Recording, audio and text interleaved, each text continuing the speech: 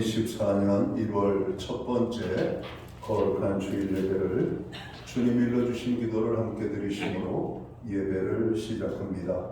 너희는 이렇게 기도하라. 하늘에 계신 우리 아버지여, 이름이 거룩히 여김을 받으시오며 나라의 마옵시며 뜻이 하늘에서 이룬 것 같이 땅에서도 이루어지리이다. 오늘날 우리에게 일용할 양식을 주옵시고 우리가 우리에게 죄 지은 자를 사하여 준 것 같이 우리의 죄를 사하여 주옵시고 우리를 시험에 들게 하지 마시고 다만 악에서 구하옵소서. 되게 나라와 권세와 영광이 아버지께 영원히 있사옵나이다. 아멘. 주보에 있는 찬양으로 주님 앞에 나아갑니다.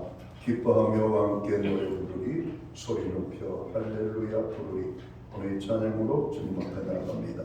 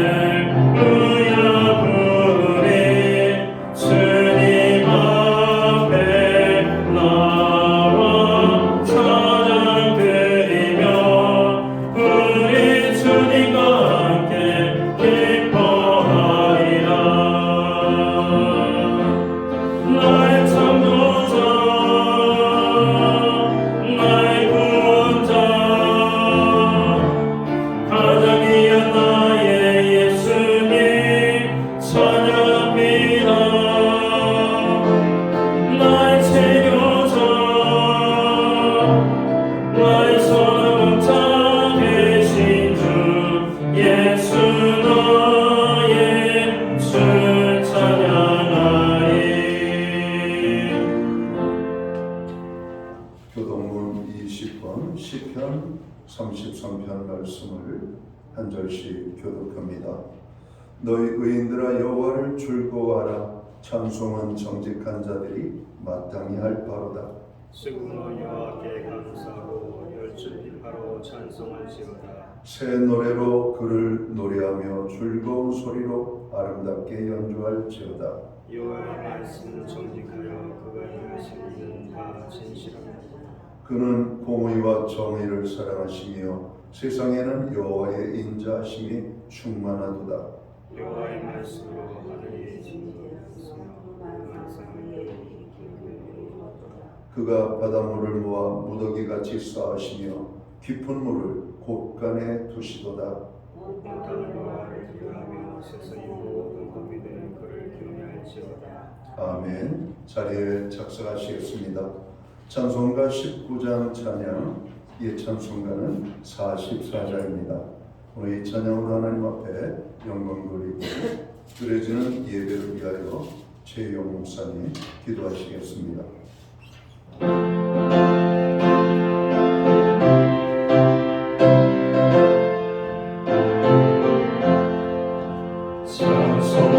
찬송하는 소리에서 사랑 기뻐하노라. 하늘 아버지의 이름 거룩하도다. 세상 사람 찬양하자.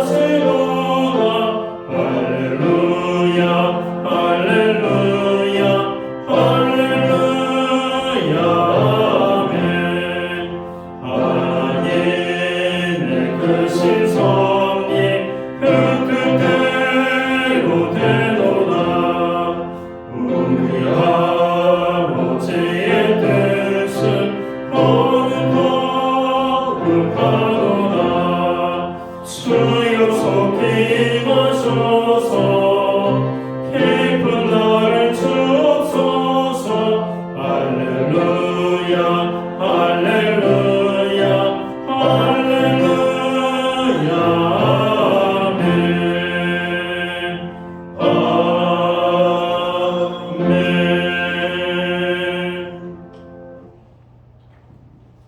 우리 모두 다 함께 기도하겠습니다. 사랑의 하나님, 지난 한 해를 주님의 은혜 가운데 보내게 하시고 새해 첫 주일을 맞이하게 하시고 귀한 이 시간 하나님 앞에 나와 예배드리게 하심을 참으로 감사합니다. 2023년을 말씀으로 늘 가르쳐 주시고 인도하여 주셨던 것처럼 새해에도 하나님의 인도하심을 받기를 원합니다.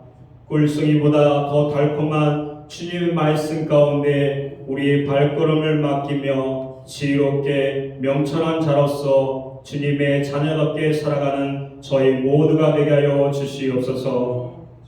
신약계의 모든 지체들이 기쁨과 기도, 감사가 넘치는 일에 최선의 노력을 다하게 하여 주시옵소서. 새해에도 주님께서 맡겨주신 귀한 직분을 잘 감당하는 저희가 되게 하시고 사람들에게 덕을 세우며 하나님께 영광을 올려드리는 인생이 되게 하여 주시옵소서. 일과 사역을 감당할 때 예수님의 중심으로 하게 하시고 내 생각과 판단보다 더 크신 주님께 기도함으로 나아가는 저희가 되게 하여 주시옵소서. 올해에는 모든 직분자들이 진정으로 하나님의 중심으로 자기의 사명을 잘 감당할 수 있도록 성령님께서 도와주시옵소서. 새해를 행하시는 하나님을 기대하게 하시고 2024년도는 새롭게 결실한 모든 것들이 주 안에서 아름답게 세워질 수 있도록 축복하여 주시옵소서. 하나님, 이 나라를 축복하여 주시옵기 원합니다. 하나님, 새해가 밝았습니다. 하나님, 모든 것을 털어버리게 하여 주시고 새롭게 이루어질 수 있는 이 나라가 되게 하여 주시옵소서. 주님이 세우신 모든 교회를 위하여 애쓰시는 담임 목사님에게 성령의 능력으로 입혀 주옵소서.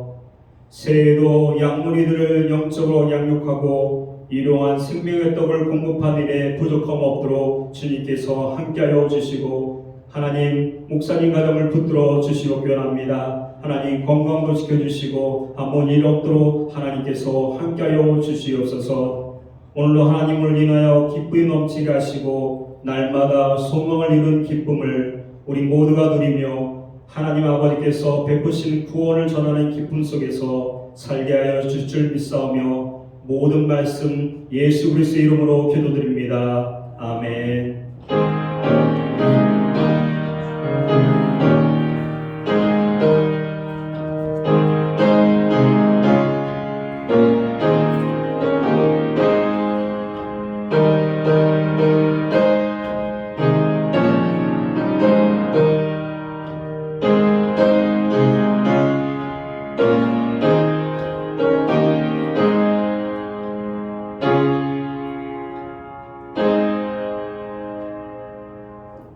새해 1월 첫 주에 교회와 성도들에게 주시는 하나님의 말씀입니다.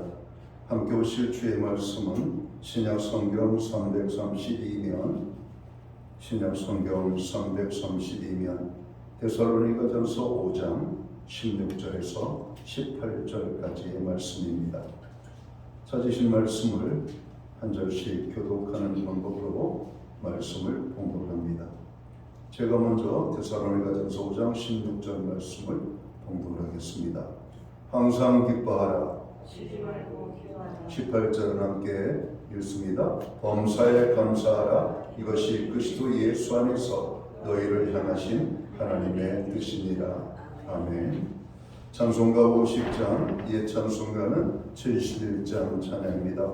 오늘 이 찬양 1절과 마지막 절 찬양으로 하나님 앞에 영광을 드리고 드려진 헌물을 위하여 봉헌의 기도를 드리겠습니다.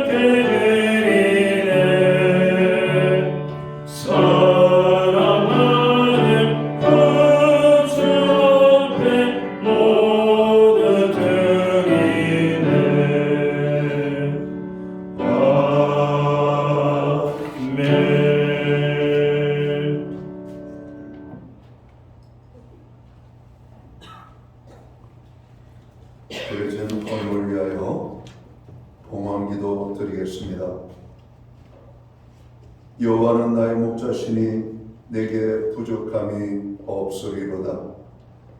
출애굽한 이스라엘 백성들을 광야에서 이끌어 주시되 낮에는 구름 기둥으로 밤에는 불 기둥으로 이끄신 같이 2024년 새해를 허락하신 하나님, 금년 한 해를 하나님께서 구름 기둥과 불 기둥으로 교회와 성도들을 인도하여 주옵소서. 새해 첫 주일을 맞이합니다. 또 이 날을 주께서 인도하여 주셔서 주의 전을 향하여 나아가게 하시고 거룩하신 하나님의 성호를 찬양하며 경배하며 예배할 수 있는 은혜를 주셔서 진심으로 감사를 드립니다. 하나님 아버지, 오늘 저희들이 드리는 이 예배가 신령과 진정으로서 드려지는 예배되게 하여 주옵소서. 오직 하나님께서 영광을 받으시는, 하나님이 기뻐하시는 예배가 될 수 있도록 인도해 주옵소서. 예배하는 주의 백성들에게 오늘도 한량없는 은혜를 베풀어 주시되 하늘의 평안과 땅의 풍성으로 축복하여 주옵소서. 무엇보다도 여호와의 임재의 큰 기쁨과 감격이 있는 예배의 자리가 되게 해 주옵소서. 한 해를 주신 하나님을 생각하면서 금년 한 해에도 우리의 모든 필요를 채워주시고 공급하실 그 하나님을 바라보며 정성된 헌물로 봉헌의 헌물을 올려드립니다. 11조의 예물과 또 각종 제목의 감사의 예물과 목적성 헌물들과 또 새해 감사의 물과 주일헌금으로 주님 앞에 드립니다. 드려진 모든 손길들을 받으시옵고 하나님 저들을 복주시되 하늘 복 내려주시고 땅의 복을 더하여 주시며 영육간의 강건함으로 붙잡아 주시고 부르짖어 간구하는 기도에 응답을 주옵소서. 가정은 화목하게, 우리의 일터와 기업과 산업부에는 풍성의 축복을, 선물로 주신 자녀의 삶 속에는 하나님의 함께하심이 또 동행하심으로 인한 간증이 넘쳐나게 하여 주옵소서. 하나님, 금년 안에도 교회는 중보기도로 하나님 앞에 나아갑니다. 부르짖어 기도하는 모든 기도들마다 들으시옵소서. 이루어 주옵소서. 역사하여 주옵소서. 응답의 축복으로 함께하여 주옵소서. 금년 안에도 오직 여호와 하나님만을 바라보며 나아가는 교회와 성도들을 되게 하여 주시옵고 그렇게 또 믿음으로 사는 모든 백성들을 주께서 기억하시고 저들을 축복하여 주시기를 간절히 소원합니다.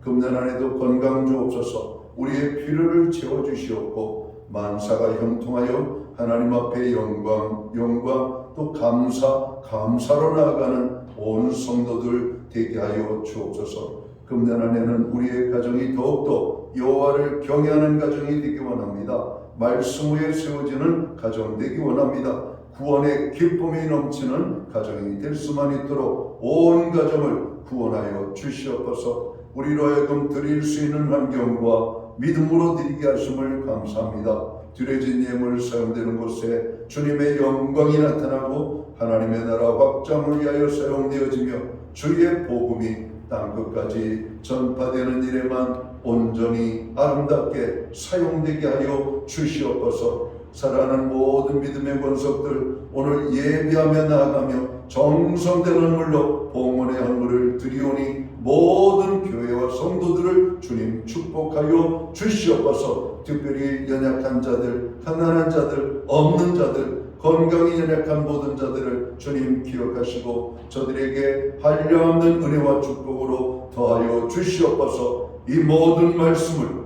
우리 구주 예수 그리스도의 이름 받들어서 감사드리옵고 봉헌기도 드리옵나이다. 아멘.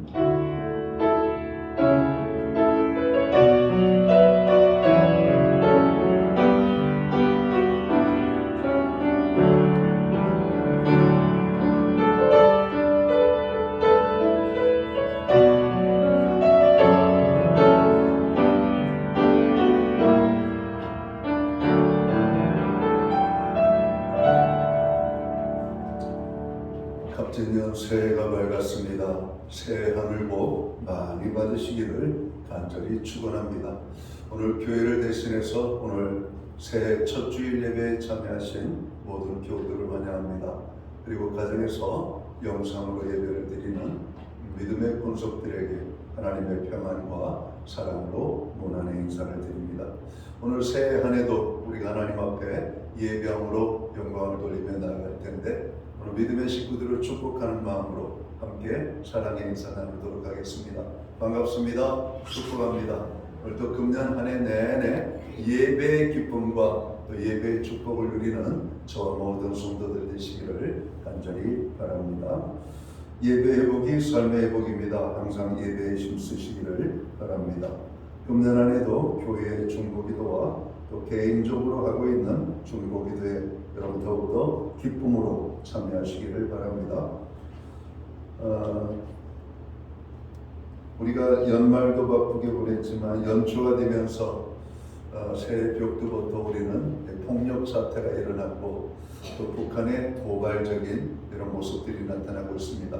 제가 예언했죠. 금년 한 해가 더 힘든 한 해가 될 거라고. 그러나 걱정하지 말라고. 왜 그래요? 우리에게는 하나님이 함께 하시는 은혜와 축복이 있기 때문에 우리는 그 모든 것을 믿음으로 이길 것입니다. 그러니까 하나님을 잘 섬기고 우리가 믿음으로 굳게 서면 어떤 환경 속에서도 우리의 삶은 평안함을 여러분 하나님께서 주시니까 걱정하지 말고 주님만 바라볼 수 있기를 바랍니다. 야곱의 하나님을 자기 하나님으로 삼고 여호와를 가까이 하는 자는 복이 있다고 말씀했습니다. 그 복이 뭐겠습니까?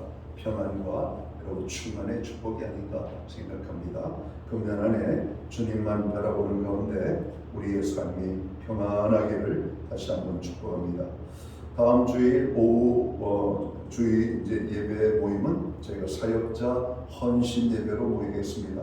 모든 재직들 그리고 직분자들 또 봉사자들 성도님들께서 다 참석하셔서 또 금년 한 해를 주신 하나님께 감사하면서 맡겨주신 사명에 책임을 다하겠다라고 하는 헌신과 결단을 드리는 이 헌신 예배에 다 같이 참여하시기를 바랍니다. 소득 공제를 위한 헌금 영수증이 필요한 가정은 사무실에 신청하시면 되겠습니다. 목장 모임은 방학 중에 있습니다. 총선 전국 나라의 안정과 화합과 경제 회복을 위하여 기도하시기 바랍니다. 또 사회적 경제적 약자들이 당하는 고통이 상당히 큰 것을 우리가 알고 있습니다.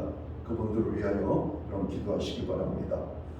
금년 한 해는 우리가 만민에게 복음을 전파하시는 하나님의 말씀에 순종해서 또 복음 전도의 한 해로 여러분 삼았으면 좋겠습니다. 김순영 강사님이 2주간의 일정으로 여행을 떠나셨습니다. 기타 다른 교회 소식은 주보를 참고해 주시고 특별히 대학 좋은 합격의 소식을 기다리는 수험생들을 위해서 기도해 주시고 또 군 복무 중에 있는 자녀들을 위하여 기도해 주시기를 바랍니다. 우리는 오늘 신약 성경 데살로니가전서 5장 16절에서 18절까지의 말씀을 봉독했습니다.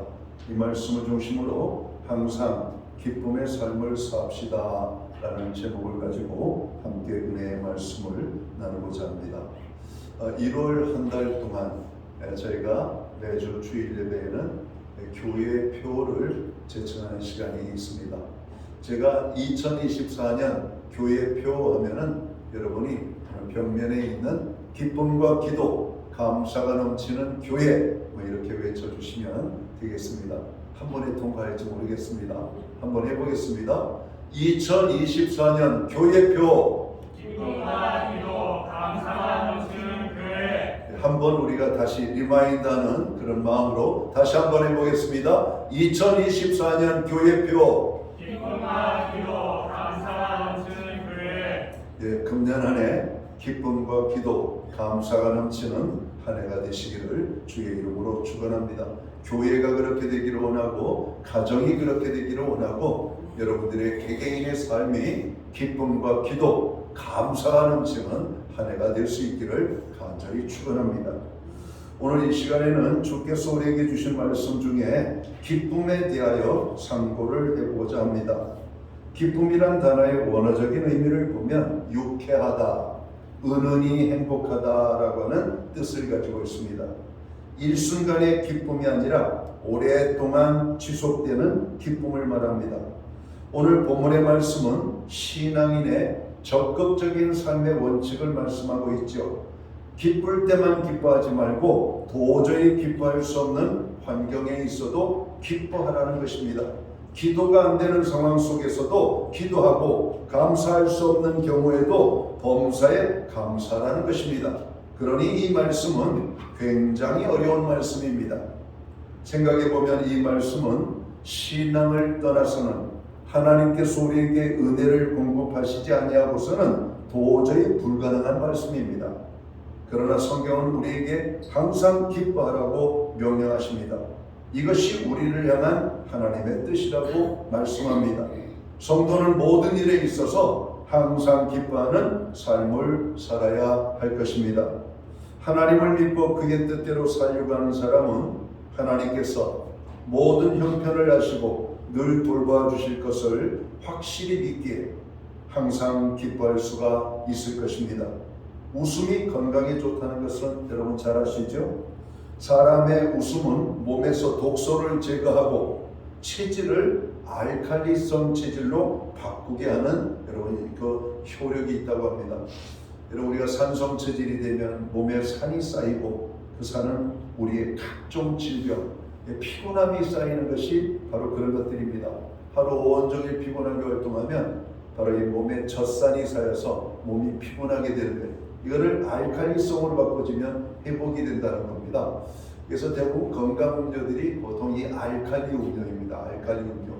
예, 그렇게 물도 알칼리 음료를 먹고 여러 가지 알칼리성을 먹으면 좀 회복이 되는 그런 것들이 있기 때문에 여러분 우리가 웃는 웃음이 우리의 몸의 체질을 바뀌어주는데 알칼리 체질로 바뀌게 한다는 것이죠. 그래서 항상 웃으며 기쁘게 사는 사람에게는 우울증이나 불면증, 위장병이 잘 발생하지 않는다고 합니다. 금년 안에 많이 웃으십시오. 그리고 즐겁게 사시기를 바랍니다. 식사하실 때에도 여러분 혼자 미친 사람처럼 웃으면서 여러분 벽 보고 웃으면서 그렇게 드셔야 돼요. 요즘 혼자 사시는 분이 너무 많아요. 그럼 혼자 사시는 분이 그래서 뭐 금년에는 뭐 홀로 사는 나 홀로 오늘 가구가 뭐 40%에 육박할 정도 된다고 하니까 10명 중에 4분은 혼자 사시는 분이에요. 그러니까 나 혼자 산다 외롭게 산다 이러지 마시고 그냥 미친 사람처럼 웃으셔야 돼요. 그냥 이렇게 보면서 웃으셔야 돼요. 뭐 바지를 위에 입고 위에 옷을 바지처럼 입고 그러면서 거울 보고 웃으셔야 돼요. 나 혼자라도 웃기면서 살아야 돼요. 웃어야 되니까. 그러나 기쁨이 없고 침울하거나 화를 내면 몸속에 독이 생기기 때문에 여러 가지 병이 생긴다고 하는 것입니다. 혹시 여러분 중에 자주 아픈 사람이 계시다면 기뻐하시기 바랍니다. 많이 웃으시기 바랍니다. 기쁘게 살려고 노력하시기를 주의 이름으로 축원합니다. 어떤 보약이나 어떤 건강식품을 먹는 것보다도 늘 기뻐하며 사는 것이야말로 제일 좋은 건강의 비결이라고 말씀하고 있습니다. 신앙인들이 기쁘게 살지 못하는 이유 중 대표적인 것이 죄의 문제라고 생각합니다. 죄는 근심과 걱정과 염려를 하게 하고 두려움에 빠지게 합니다.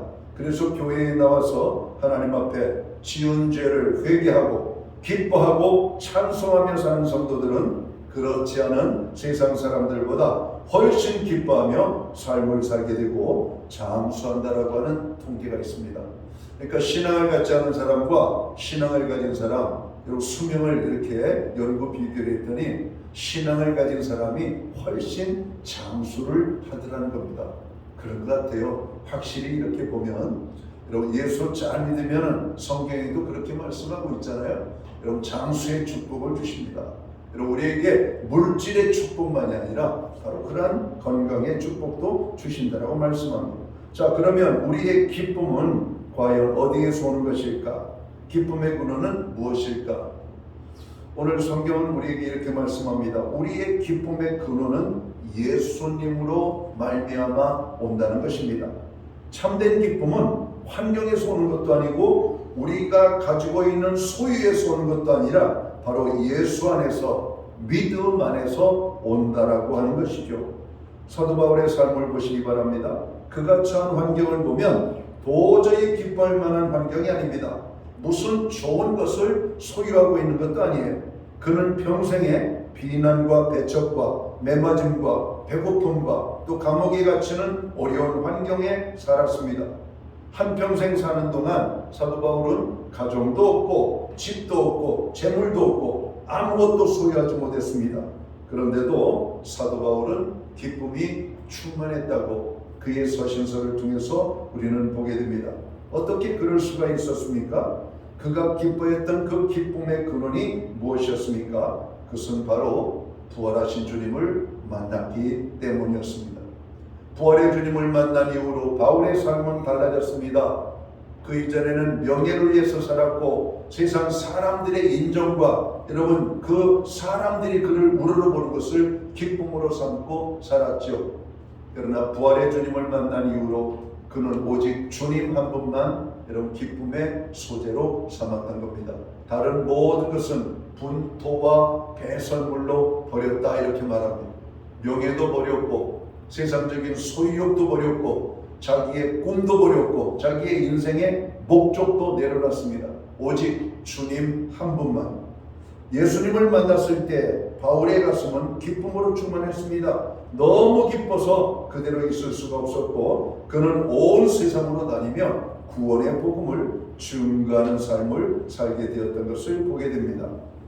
자, 요한복음 4장에 보면 우리가 잘 아는 수가성 여인이라는 사람이 등장하죠. 오늘 사마리아 이 여인은 본래 사람들과 잘 어울리지도 못하고 웃음도 기쁨을 또 잃어버리고 사는 불행한 여자였습니다. 남자를 5이나 바꾸며 살았지만 그에게는 기쁨이 없었다라고 성경은 말하죠. 그러던 어느 날 우물가에서 예수님을 만나게 됩니다. 예수님을 만났을 때 그의 마음은 기쁨으로 충만했다라고 말합니다. 너무 기뻐서 그대로 있을 수가 없었고 그 여인은 마을로 달려가서 자기가 예수님을 만난 사실을 여러분 증거하며 오늘 예수님을 그 마을로 초대하여 여러분 드리는 장면을 보게 되죠. 누가복음 19장에 보면 우리가 잘 아는 세리 삭개오의 이야기가 등장하잖아요. 기쁨이 없는 세월을 살았던 삭개오, 부자로 살았지만 그가 가지고 있는 재물이 그를 기쁘게 하지 못했습니다. 그래서 그는 늘 외롭고 불행한 인생을 살고 있었죠. 그러던 어느 날 예수님을 보기 위하여 여러분 오늘 우리가 가지고 있는 성경에 보면 돌 무화과 나무 위에 올라가서 여러분 예수님을 보기를 원하다가 예수님을 만나고 여러분 그의 삶에 기쁨이 충만했다라고 말씀합니다. 너무 기뻐서 그대로 있을 수가 없었죠. 잔치를 베풀었습니다. 사람들을 초대했습니다. 소리를 지르며 기쁨의 소식을 전했습니다. 그리고 자기의 소유를 팔아 가난한 자들을 도왔다라고 성경은 말씀합니다. 오늘 우리들도 마찬가지입니다. 우리의 기쁨도 우리의 환경이나 소유에 쏘지 않습니다. 많이 가졌다고 돈을 많이 벌었다고 기쁨이 오는 게 아닙니다. 우리가 주님을 만날 때 그리고 주님 안에 있을 때 우리는 참으로 기뻐할 수가 있는 것입니다. 우리의 기쁨은 주님으로 말미암습니다. 이것을 잊지 말아야 됩니다. 그러므로 우리들은 주님 안에서 기뻐하는 삶을 살도록 늘 힘써야 될 것입니다. 아침에 눈 뜨면 주님 감사합니다. 주님 안에서 오늘 하루를 시작합니다. 주신 하루를 살 때 또 주께서 또한 축복하여 주옵소서. 그럼 주님의 이름을 높이는 것, 주님이 주시는 기쁨을 가지고 사는 겁니다. 자, 오늘 우리의 기쁨은 어디에서 온다고 말씀합니까? 오늘 둘째를 보니까 우리의 기쁨은 성도와의 뜨거운 교제를 통해서 오게 된다. 성경은 말씀합니다. 사도 바울이 기뻐한 두 번째 이유는 바로 성도와의 관계에서 왔습니다. 바울은 이렇게 고백하죠. 빌립보서 4장 10절을 보면 내가 주 안에서 크게 기뻐함은 너희가 나를 생각하던 것이 다시 싹이 남이니라고 말합니다. 빌립보 교회 성도들이 자기를 생각하고 염려하면서 사랑의 선물을 보내게 됐죠. 그것을 받았던 바울은 그 성도들을 생각했고 또 성도들은 바울을 생각하면서 서로가 기뻐했다라고 말합니다. 바울은 빌립보 교회 성도들을 생각하면서 그들은 나의 기쁨이라고 여러분 소개를 합니다. 바로 성도들이 사랑 안에서 기뻐했고 성도들 때문에 기뻐했더라고 말씀합니다. 다윗도 시편 말씀에서 그와 비슷한 고백을 합니다. 시편 16편 11절에 보면 주의 앞에는 기쁨이 충만하고 주의 우편에는 영원한 즐거움이 있나이다. 그러면서 16장 3절을 보면 땅에 있는 성도는 존귀한 자니 나의 모든 즐거움이 저희에게 있도다 고백합니다. 여러분, 다윗에게도 기쁨이 하나님으로 도는 기쁨, 백성으로 도는 기쁨이 오늘 그에게 있었던 겁니다. 오늘 이렇게 한 주일에 한 번씩 만나서 하나님을 예배하고 찬미하며 하나님 앞에 나아가는 우리들이 하나님 앞에 예배드리는 기쁨도 있지만 성도들이 만나서 여러분 얼굴을 보고 반갑게 인사하며 교제하는 바로 이 교제의 기쁨이 있다는 겁니다. 유대인들은 절기 때마다 하나님의 성전에 오르게 되죠. 그럼 그 절기의 기쁨은 이루 말할 수 없었던 것입니다. 그 절기에 참여한 그들은 순례자의 길이라고 여러분 우리가 붙였는데 성전을 가는 길이 쉬운 길이 아니었지만 그 길을 즐거움으로 여러분 성전을 향하여 올라갔다 이렇게 말해요. 그래서 시편 말씀을 읽어보면 이 부제가 어떻게 붙었냐면 성전에 올라가면서 부른 노래 이렇게 말하고 있습니다. 여호와께 감사하라. 그는 선하시며 그는 그의 인자하심이 영원하미로다. 여호와께 감사하라. 여러분, 그들은 하나님의 성전에 오르면서 하나님께 감사하며 여러분 올라갔던 그 길을 보게 됩니다. 노래를 부르면서 올라가는 그 모습을 보게 되죠. 누가 먼저라고 할 거 없이 성전에 올라가는 노래를 그들이 부르면 그들 모두는 그런 노래들을 함께 부르면서 하나님의 성전을 향해서, 여러분 성전은 해발 800m 높이에 여러분이 있었죠. 여러분 예루살렘이라고 하는 여러분 이 도성은 여러분 지면으로부터 800m 높은 곳에 여러분 있는 곳입니다. 800m가 여러분 낮은 산이 아니잖아요. 남산의 높이가 얼마나 될 것 같습니까? 서울에 있는 남산 그것도 한참 올라가는데요. 그 240m밖에 안 됩니다. 그러니까 그런 산이 여러분 거의 한 4개 정도 있다는 산을 이렇게 올라가는 거예요. 그리고 이게 그냥 산 능선만 따라가면 되는 게 아니라 실제로 가보면 성전까지 올라가는 데는 올라갔다 내려갔다 올라갔다 내려갔다는 이런 골짜기가 많습니다. 그래서 예수님의 십자가에 여러분 못 박혀 죽으신 것이 골고다 여러분 그 계곡이죠. 여러분 예루살렘에서 좀 내려오면은 바로 골짜기, 그런 기드론 골짜기, 기럇 골짜기, 여러분 그 시내, 여러분 여리고 골짜기, 이런 골짜기들이 있어가지고 여러분 거기에 물을 공급하는 여러분 그 시내가 흐르고 있었던 것을 보게 됩니다. 그러니까 꾸불통할 뿐만 아니라 울퉁불퉁 여러분 예루살렘 성전까지 올라가는 길은 여러분 멀고도 힘든 그런 길이었습니다. 곧자 올라가는 길이었고 이렇게 왜 둘러가지고 가도록 가기 때문에 그 길이 여러분 멀었지만 여러분 성전에 올라가는 그 길은 즐거웠던 것입니다. 오늘 이 추운 날 또 눈이 와서 미끄러운 길이었지만 성전에 오시는 그 길이 여러분 즐거우시 않을지 모르겠습니다. 즐겁지 않으셨겠죠. 미끄러서 넘어질까봐 땅만 쳐다보고 여러분 얼음을 피해서 가느라고 여러분 그렇게 해서, 그러나 성전을 향한 우리의 마음에는 기쁨이 충만했으리라고 믿습니다. 여러분 성전을 찾아 나오는 사람들이 여러분 경험하는 기쁨이에요. 그것은요, 여러분은 우리가 어떤 것을 귀찮아하고 힘들어하고 그것을 자꾸 게으리하면 그리고 원망하고 불평하면 우리의 삶에는 기쁨이 점점 줄어들게 되죠. 힘들고 어려워도 2024년 한 해는 우리가 주의를 성수하고 성도와의 아름다운 사랑의 교제를 통해서 기쁨이 충만케 되는 그런 복된 한 해가 되시기를 주의 이름으로 축원합니다. 오늘 우리들도 마찬가지입니다. 우리의 기쁨도 성도와의 교제를 통해서 오는 겁니다. 예수님 때문에 기뻐하고 성도들로 인하여 기뻐해야 합니다. 성도와의 교제는 우리에게 참 기쁨을 주기 때문에 그렇습니다. 성도의 교제는 참으로 중요합니다. 그래서 성도들은 모이기를 힘쓰고 서로 사랑과 선행을 격려하고 위로하고 그들을 참으로 붙잡아주며 그들을 위해서 기도하고 성도들과의 친밀한 교제를 유지할 때 우리들의 이기적이고 폐쇄적인 삶의 모습이 이타적인 그리고 열린 삶의 모습으로 바꿔지고 기뻐하게 된다라고 하는 말씀이죠.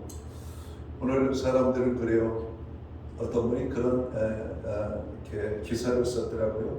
이 연말에는 나보다 더 힘든 사람을 생각해 봅시다. 여러분, 내가 외롭고 힘들다고 생각했는데 이 세상에 보니까 나보다 더 외롭고 더 힘들게 사는 사람이 많다는 것이죠. 여러분, 우리가 그들을 위하여 뭔가를 할 수 있다는 것이 행복한 것입니다. 여러분, 2024년 새해를 맞이했습니다. 새해를 주신 하나님께 감사하면서 이 새해 내가 이 한 해를 살아가야 될 이유, 하나님께서 나에게 이 한 해를 주신 목적이 뭘까? 하나님을 기쁘시게 사람들을 행복하게 하기 위한 목적이 아닐까? 그것이 우리가 계명을 충족시키는 삶이 아니겠습니까? 하나님을 사랑하고 내 이웃을 사랑하라. 여러분, 내 이웃을 사랑하는 것이 뭘까요? 우리가 선한 사마리아인의 이야기가 있는 것처럼 어떤 사람에게 도움을 주는 거고 어떤 사람에게 용기를 주는 것이고 그 사람을 행복하게 하는 것이 아닐까. 삶의 소망의 끈을 놓은 사람에게 삶의 소망의 끈을 붙잡게 하는 것이 여러분 우리의 삶의 존재의 이유가 아닐까. 바로 그런 겁니다.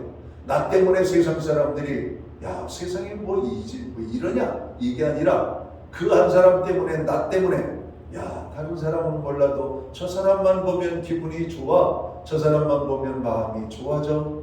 여러분 그런 사람이 있잖아요. 그런 사람이 있잖아요. 반찬가게 사장님을 봐도 기분이 좋은 사람이 있고 어떤 사람은 반찬가게 사장만 보면 기분이 나쁜 사람이 있고. 여러분 어떤 반찬가게 사장이 되고 싶습니까? 기쁨이 되는 여러분 그 사람만 봐도 기분이 좋아지는 그런 삶을 살아야 되지 않겠습니까? 여러분 우리가 성도를 만나면 기쁘고 행복한 그런 이런 한 해가 되시기를 주의 이름으로 축원합니다.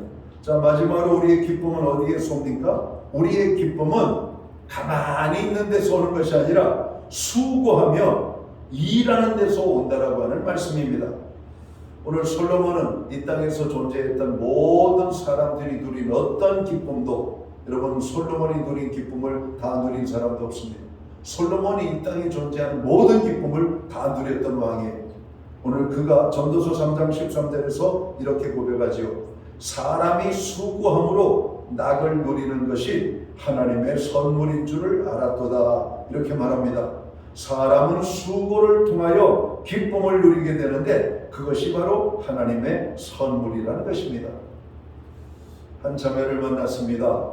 그 자매가 자기 남편의 흉을 봅니다. 목사님, 우리 남편은 어린애 같아요. 왜요? 했더니 아이고 어디에서 그냥 돈 모아가지고 완구를 사다가 완구를 조립하는 시간을 그렇게 좋아한대요. 여러분 장계 가지고 애들하고 놀아야 되는데 여러분 장난감을 좋아하는 거예요. 장난감. 근데 장난감이 싼 게 아니에요. 어떤 거는 뭐 수백만 원짜리도 있대요. 수십만 원짜리. 이 조립하는 걸 좋아하는데 그걸 사다가 몰래 자기 방에서 여러분 틀어박혀서 그걸 만드는 거를 그렇게 기뻐한대요. 그리고 그것이 완성되면 팔짝팔짝 뛴대요. 그걸 보면은 철딱서니가 없다고. 남편이 기뻐하는 것을 왜 함께 기뻐하지 못하냐? 그랬더니 그걸 어떻게 기뻐하냐고 그래요. 그걸 어떻게. 여러분 무언가를 우리가 여러분 도전을 하고 그것을 성취해서 여러분 목표가 이루어졌을 때 기쁨이 있잖아요. 여러분 우리 현대인들 여러분 주부들이 김장을 요즘은 하지 않는다고 해요. 김치를 다 사서 먹고. 김장을 하지 않는 이유가 뭘까? 힘들기 때문이라는 것이죠. 김장을 하면 맛있는 김치 정말 가족들이 정말 이렇게 즐겁게 먹을 수 있는 것은 아는데 힘든 거예요. 그리고 김치를 많이 안 먹기 때문에 그것 조금 먹는다고 그렇게 여러분 부산을 떨기는 싫은 거죠. 그런데 뭔가를 시작을 했습니다. 그리고 이런 김치를 한 가지를 담가봤습니다. 여러분 다 담고 항아리에 담아가지고 딱 냉장고에 집어넣을 때 그 기분 아시죠? 여러분 이게 한두 번 해본 게 아니지만 김치거리 사다가 다듬어서 소금에 절이고 여러분 이것저것 양념 넣고 주물딱 만들어가지고 간도 보고 맛도 보고 가족들이 그 김치 먹는 것을 생각하면서 김치를 담고 딱 항아리에 여러분 넣어가 완성을 해가지고 냉장고에 탁 넣을 때 여러분 그 기분 알잖아요.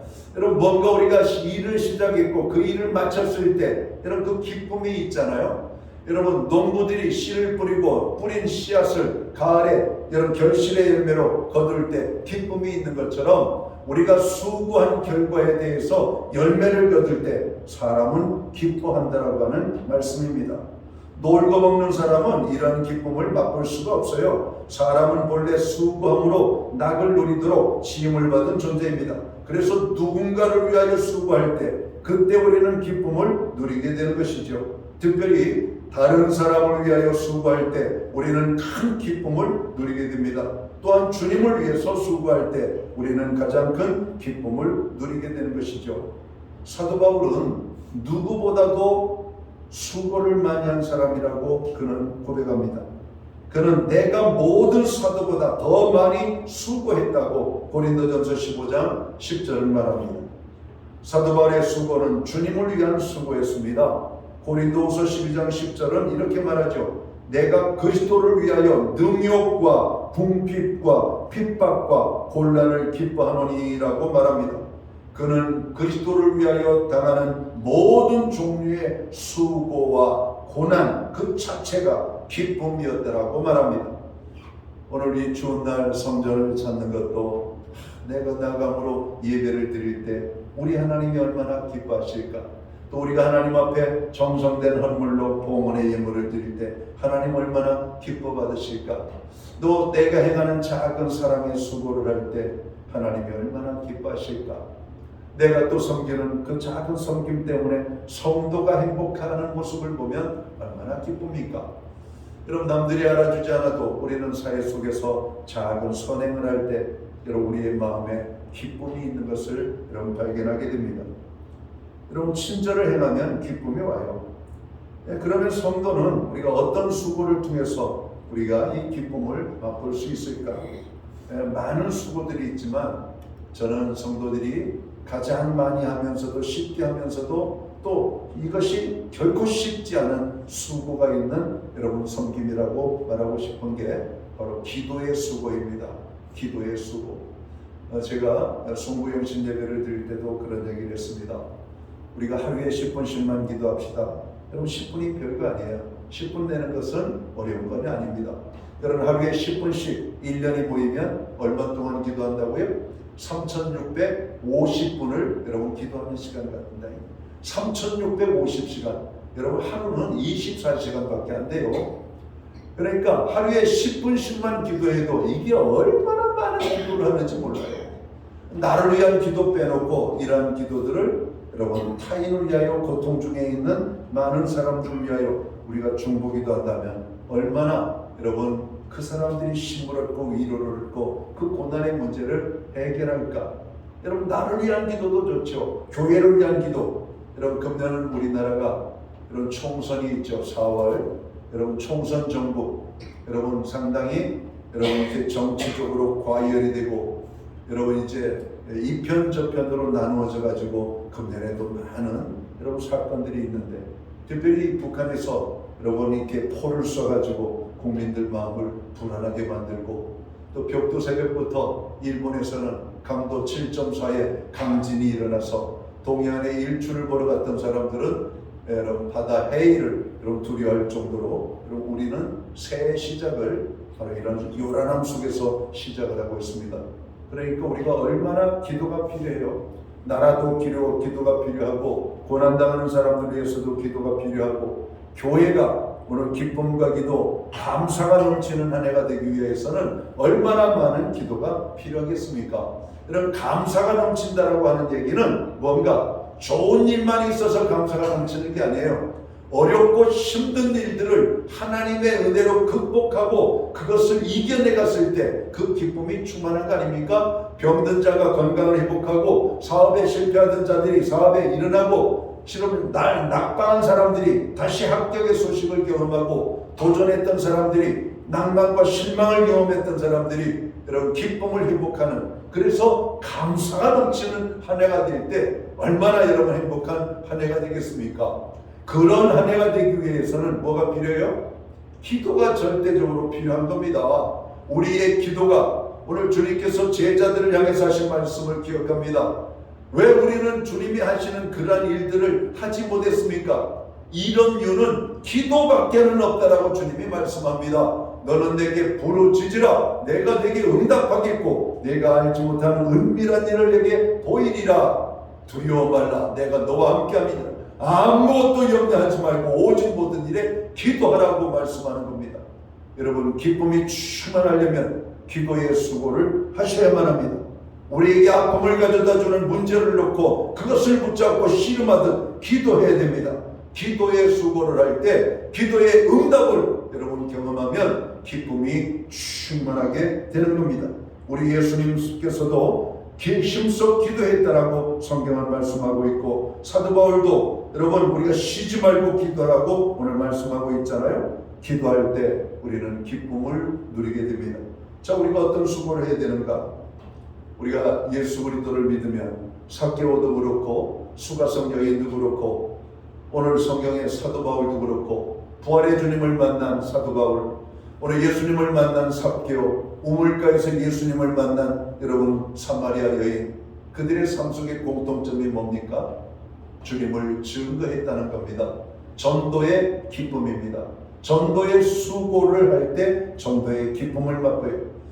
여러분, 타인에게도 복음을 증거하는데 가족 중에 믿지 않는 사람들이 있다면 믿는 사람들, 여러분 가족들에게 먼저 복음을 증거하고 그 한 영혼이 예수 믿고 돌아올 때 얼마나 기뻐하는지 우리가 잘 알고 있잖아요. 그러니까 전도의 수고를 통해서 한 영혼이 주님께 돌아오는 그 기쁨을 하나님도 누리고 나도 누리고 구원받은 그 사람도 누리고 그 한 사람 때문에 여러분 교회가 기쁨이 충만한 한 해가 되어야 되겠습니다. 그래서 교회에 매주 새로운 성도들을 소개하는 시간이 있었으면 좋겠습니다. 친구를 데려오십시오. 이웃을 데려오십시오. 오늘 내가 복음을 증거했던 여러분 전도한 사람들을 데리고 오십시오. 그래서 우리가 교회가 정말 새 생명 탄생의 기쁨이 얼마나 큽니까? 여러분, 영원히 구원받는 것은 한 사람이 탄생하는 겁니다. 새 생명의 탄생의 기쁨을 누리기 위해서는 전도의 수고를 우리가 해야만 된다고 하는 겁니다. 자, 마지막 우리가 수고의 삶을 살아야 될 내용이 뭔가? 봉사의 수고라고 말하고 싶습니다. 신자들의 삶 속에서 또 하나의 큰 기쁨은 봉사를 통해서 오는 겁니다. 봉사란 자기의 시간과 물질과 몸으로 다른 사람을 섬기는 것을 의미하죠. 이기적인 사람은 봉사를 못합니다. 그래서 기쁨을 누리지 못하죠. 빌립보서 2장 17절에 보니까 바울은 이렇게 말합니다. 내가 나를 관제로 드릴지라도 나는 기뻐하고 기뻐하리니. 그래서 이 관제로 드린다라고 하는 말은 제사를 드릴 때 붓는 기름을 말하는 겁니다. 나를 제사를 드릴 때마다 붓는 기름처럼 내가 부음을 당해도 내가 기쁨이 있다, 이런 말입니다. 여러분, 우리가 희생하고 힘들고 어려움이 있지만 우리가 봉사할 때 그런 봉사를 통해서 오는 기쁨이 있는 겁니다.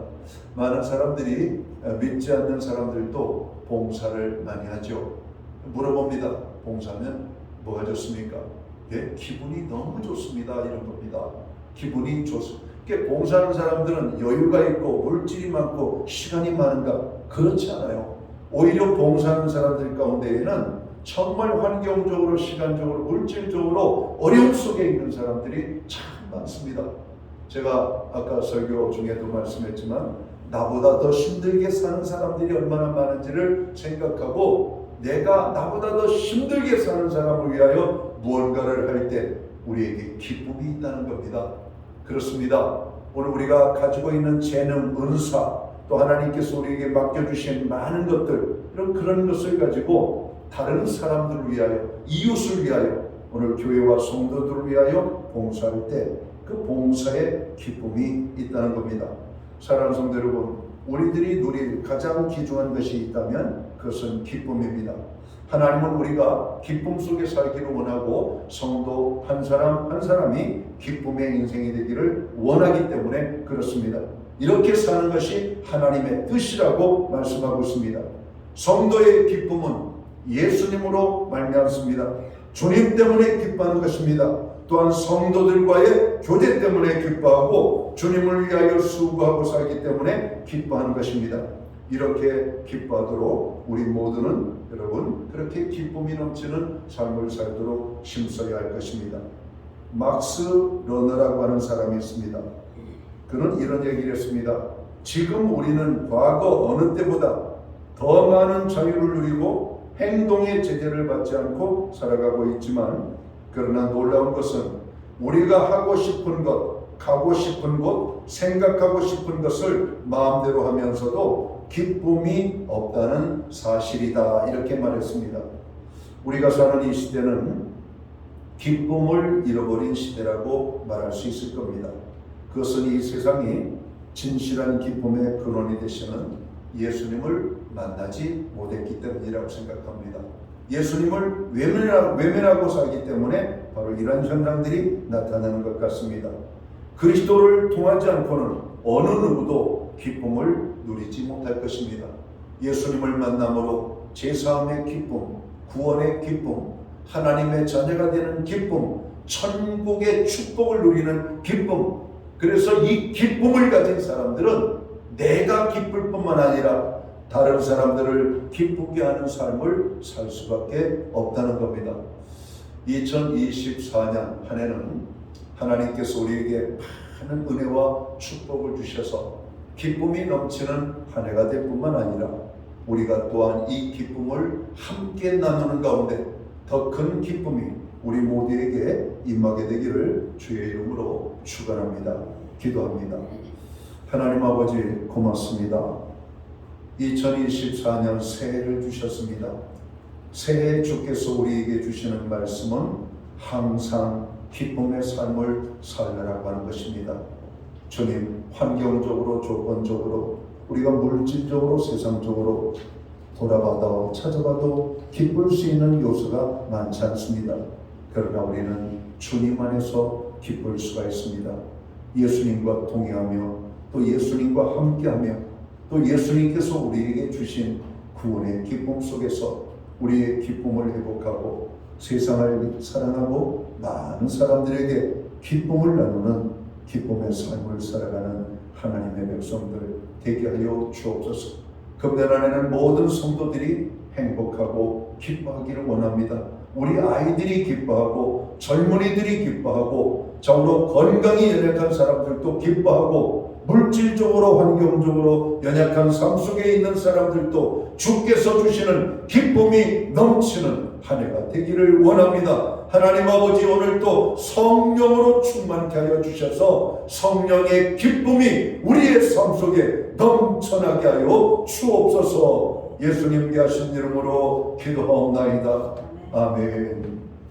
자리에서 다 함께 일어나셔서 찬송가 321장 찬양 1절과 오늘 3절 찬양 하나님 앞에 드리며 오늘 축도함으로 예배를 마칩니다.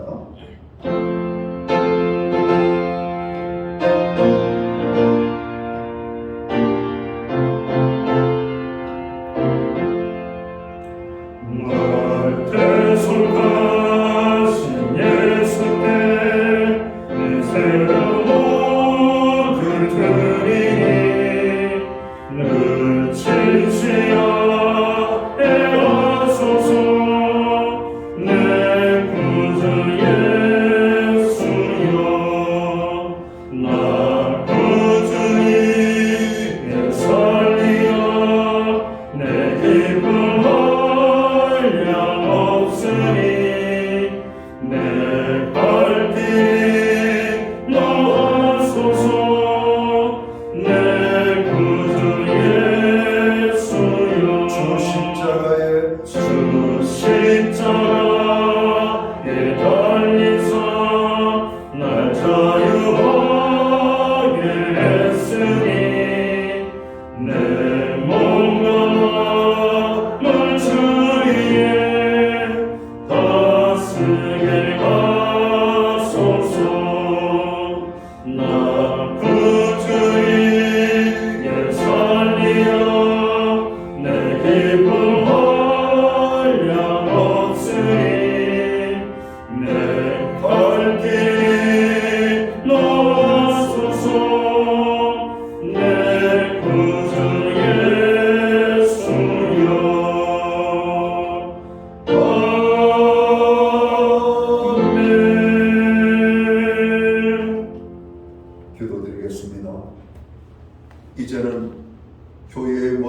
되시는 우리 구주 예수 그리스도의 크신 은혜와 하나님 아버지의 무한하신 사랑하심과 성령님의 감화 감동 교통하시며 늘 함께하여 주시는 역사가 오늘 새해 첫 주일 예배로 영광을 돌리며 하나님 앞에 나아가는 하나님의 백성들 머리 위에 저들의 가정 위에 주께서 세우신 교회 가운데 이제로부터 영원토록 함께하여 주시옵기를 예수님의 이름으로 간절히 축원하옵나이다.